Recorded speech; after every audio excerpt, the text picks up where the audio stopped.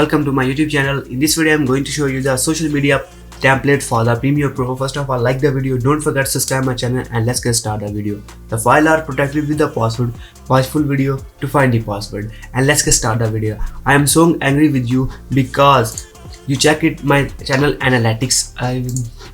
You check my channel analytics. This is my channel name Tashii VFX, and check 86.6% not subscribe my channel and 13.4 people subscribe my channel. Please subscribe my channel. It is so difficult to find my content, but I difficult to find content for you. I have too many content. I will show you. If you check it today data, open the today data and social media. This is a social media template for all After Effects dimensions, all the Final Cut, all versions are available.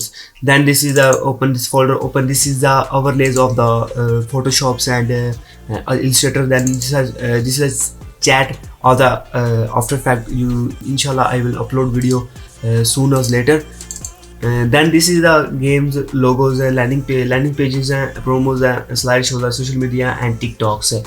So too many content. This is like this UI kits you added and use it on the websites. So let's get started the video. So first of all, subscribe my channel and press the notification bell icon, turn on when I upload a video. So first of all, notification to you.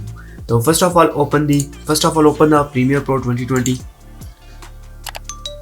This file only used in 2020, 2019 and 2021. If you want a version of the Premiere Pro, you contact me on Instagram, then I will give you the link to download and install. Then click on the files and create a new project and create a sequence control. And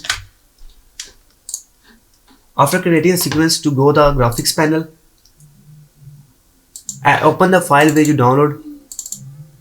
These files are given in the MOGRT files, and click and select all and drag and drop in the graphics panel.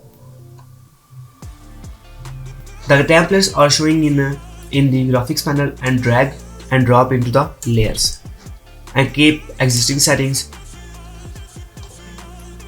Then click on the layer and go to the edit panel.